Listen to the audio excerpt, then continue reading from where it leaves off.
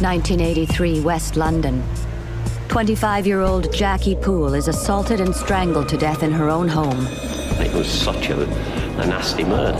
Despite a thorough police investigation, there's just not enough evidence to convict a killer. A local psychic believes she is visited by the victim's vengeful spirit. In a supernatural trance, she is taken back to the murder scene. And I could see it as plain as anything. It was Porky. But what part would her visions of the name Pokey and a brown sweater play in solving this brutal crime? I could feel Jackie saying to me, ring them now. Would a psychic's paranormal powers or hard forensic science nail Jackie's killer?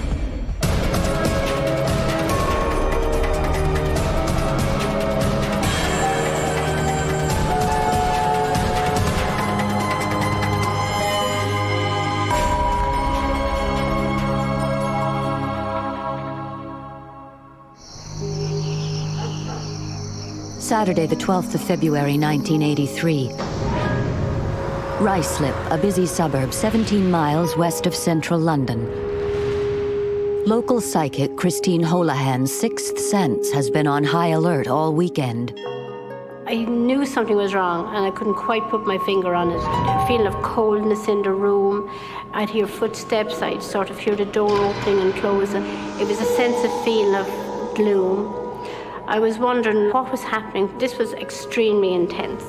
Was Christine's psychic experience connected to the incredible events that were about to be played out?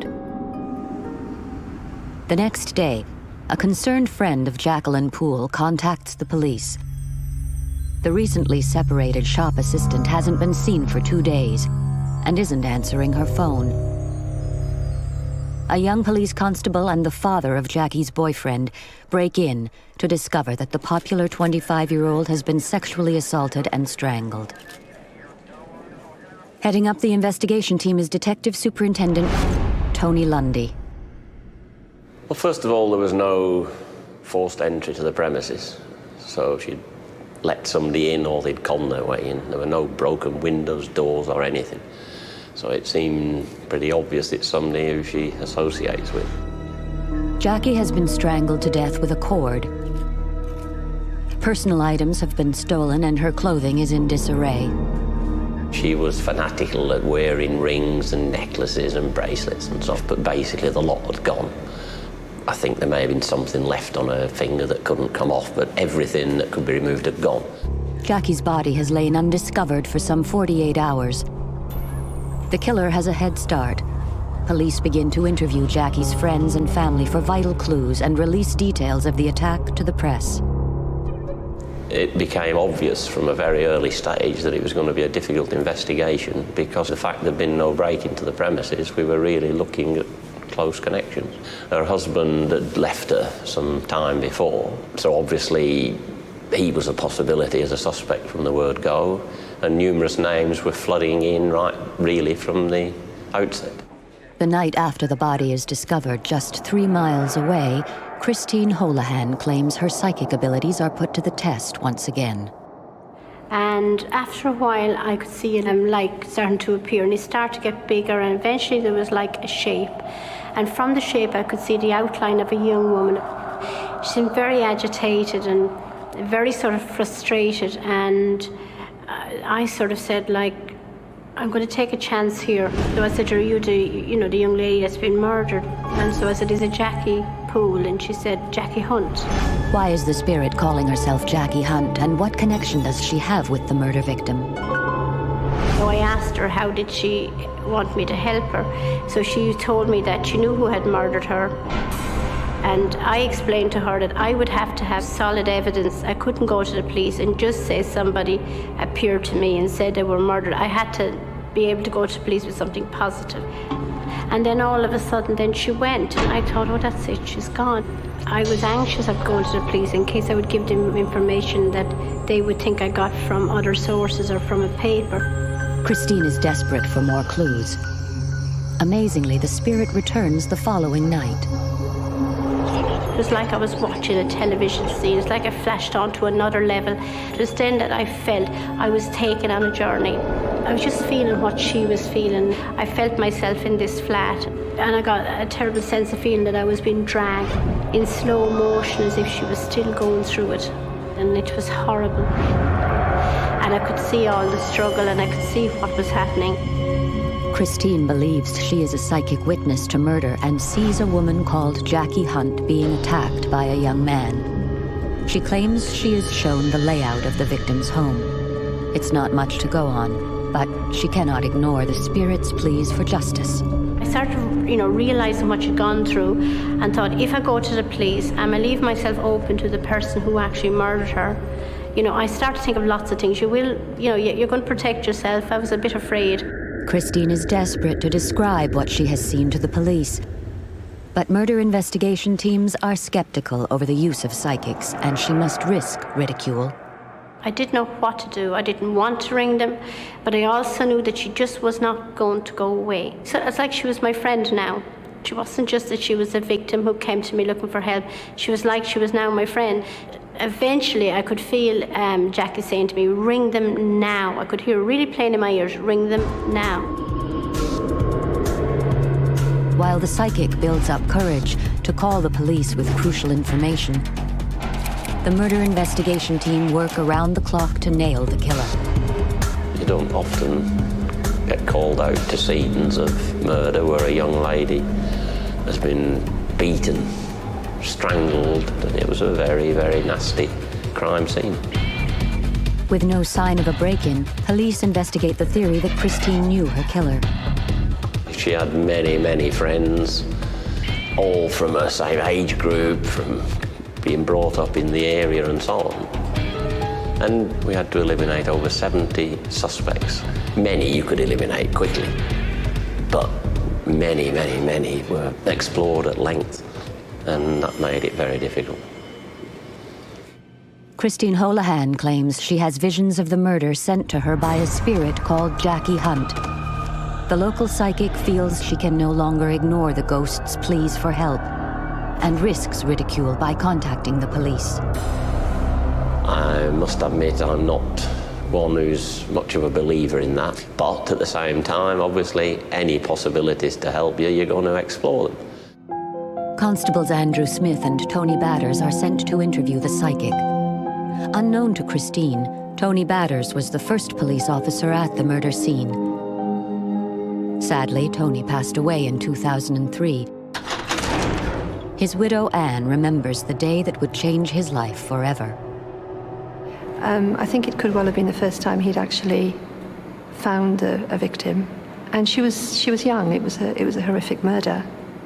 Because he had been the first officer on the scene and had actually stayed at the scene for several hours, he knew the layout, what the situation was in the flat,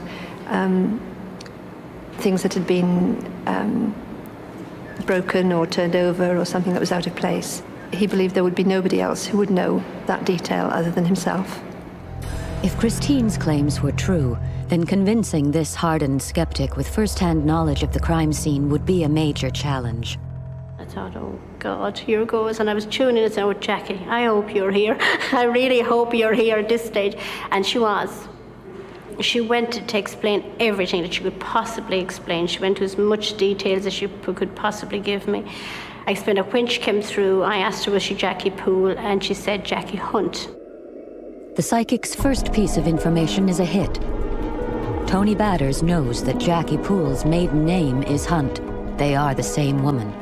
Maybe I was hitting on something, but I didn't know what it was. I hadn't got a clue. She showed me around the house. She explained exactly where everything was.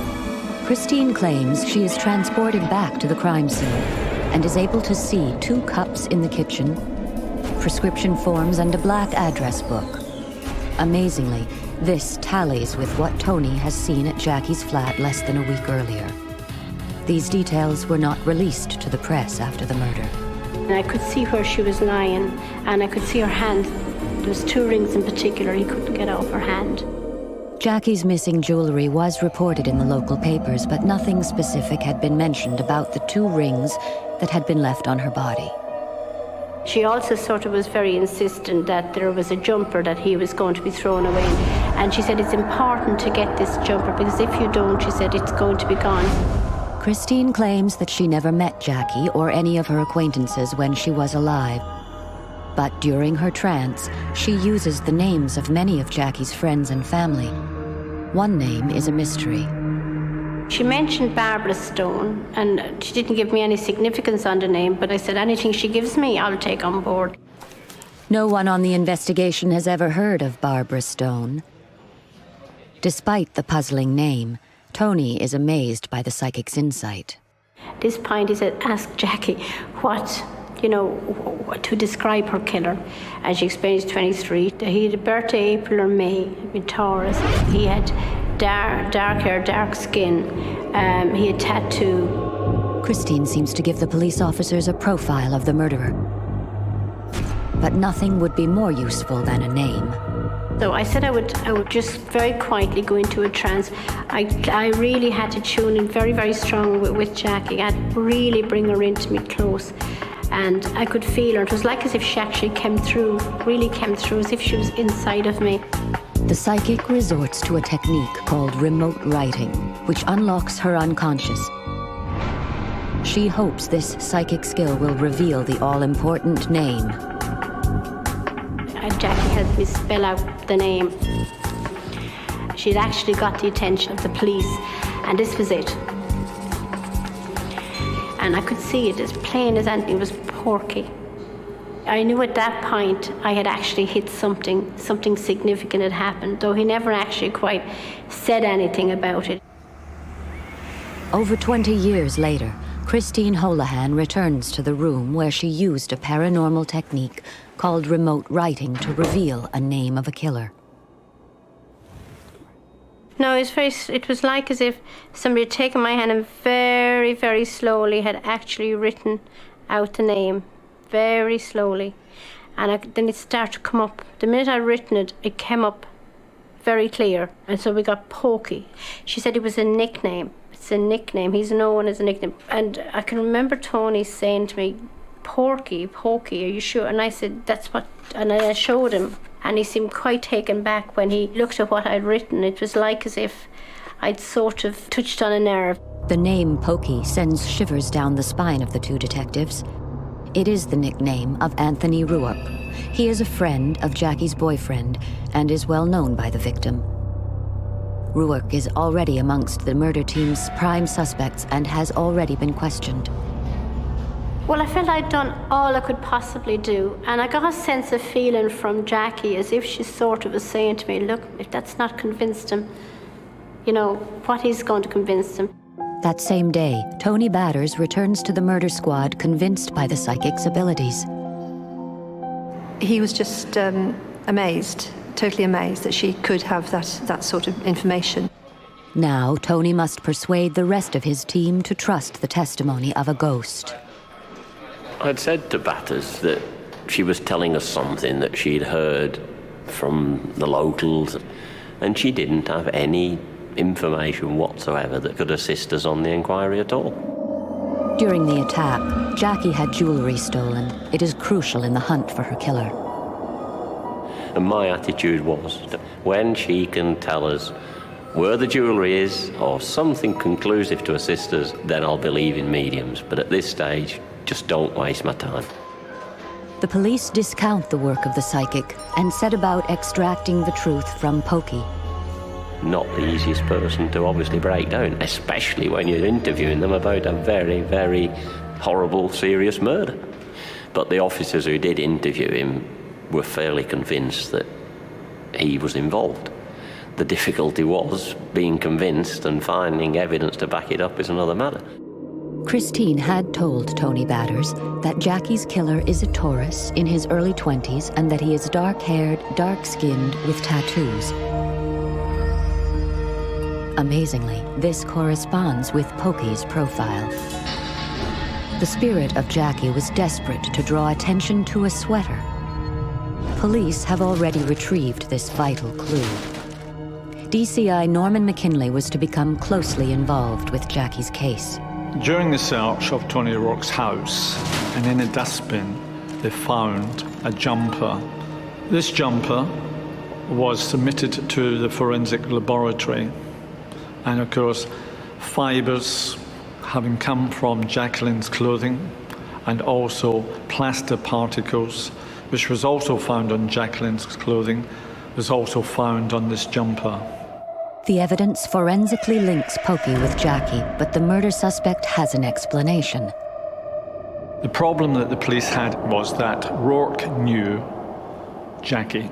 He did say that he had spoken to her during the week prior to her death, so contact had been made then. Despite a psychic pointing the finger at Pokey and the police suspecting this known criminal, after a 15-month investigation, the team is shut down.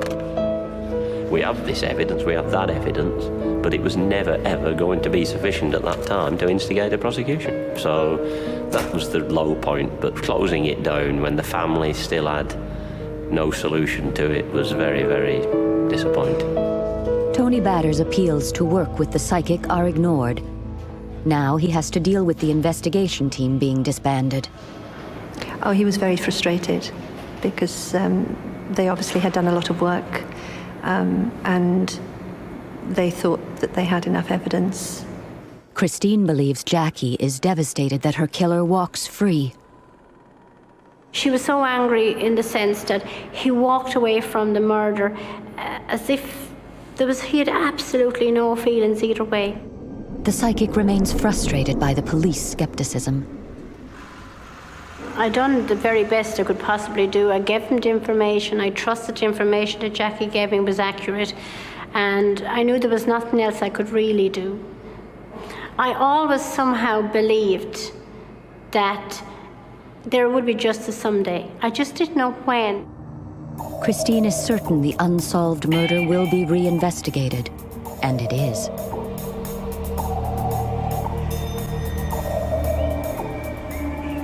In 1999, some 15 years after the main inquiry was shut down, Christine has another visitation from a troubled spirit.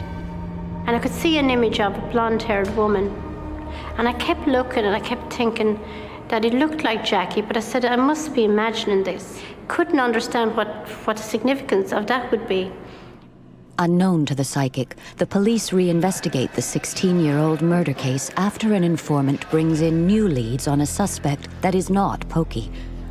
Was the apparition a coincidence, or Jackie trying to let Christine know that the hunt for her killer had started again?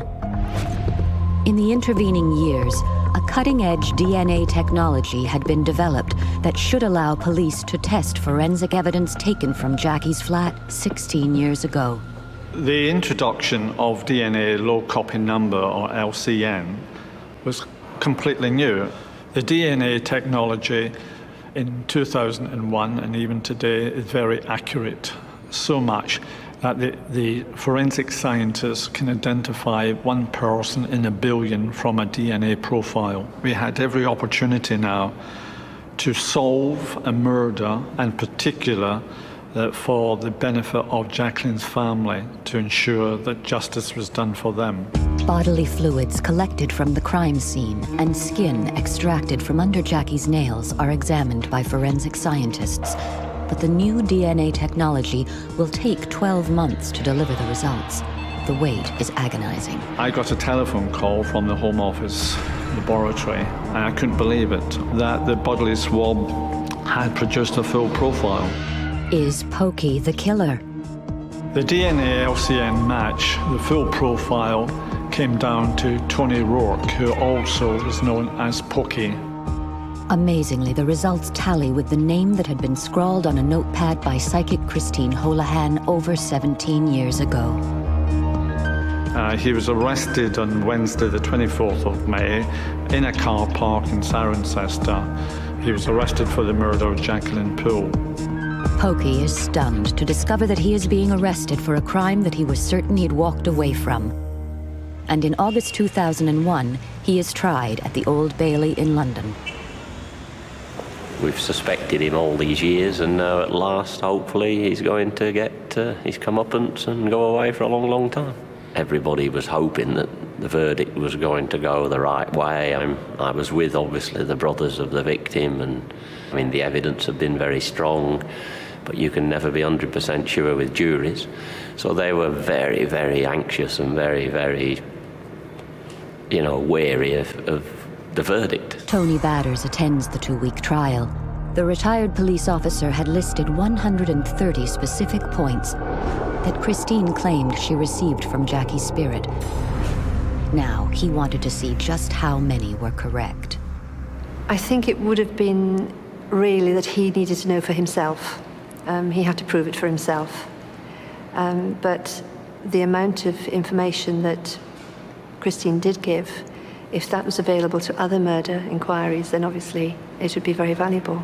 According to Tony's notes, an amazing 120 facts match information brought out during the trial, including personal details about Jackie, the layout of the crime scene, and how Jackie knew her killer. Although Christine lived locally, she didn't know Jackie, she didn't know her family, she didn't know her circle of friends at all. But it's just in the amount of detail that she gave, and most of it was proven to be correct. The new DNA evidence is used to establish Pokey was at Jackie's flat on the day of the murder. The plaster particles taken from the brown pullover that Jackie had told Christine about are also produced as evidence. The jumper, which had been retained by police in a sealed bag from 1983, was produced in evidence at Rourke's trial and played a significant part. Pokey amends his story and claims he visited Jackie on the night of the murder, but that she was alive when he left. The solid prosecution evidence challenges this, and after 2 weeks, the jury is unanimously convinced of Pokey's guilt, and he is sentenced to life imprisonment. Justice at last for Jackie's family. And when eventually the guilty verdict was brought in, they were absolutely over the moon. I mean, they were virtually shouting out in joy. There is one final twist in the tale. The mysterious name, Barbara Stone, given to police by Christine nearly 20 years ago, becomes another psychic hit. During the Old Bailey trial, Tony was sitting next to one of Jackie's brothers, and he asked him, did the name Barbara Stone mean anything? And he said, well, yes, of course, it was Jackie's best friend, but she had been killed in a road accident about a year or two before Jackie had been killed. So that was the answer to the name. Christine's involvement in the Jackie Poole case hits the headlines. Her psychic skills have converted Tony Batters into a true believer. She'd have had to be pretty good. He thought the information must have come directly from Jackie, because there was no other way that Christine would have had the detail of information that she had given the police. Christine receives one final visit from her old friend. And she was smiling, and she had found happiness, and she seemed to have, she was a different person than I'd seen 18 years earlier. I felt very happy that she had found peace, and I sort of felt sad because I felt like this was closure all around. Jackie was gone. This extraordinary relationship had spanned nearly 2 decades. She was very, very special. She'll be always a very special part of my life, one way or another.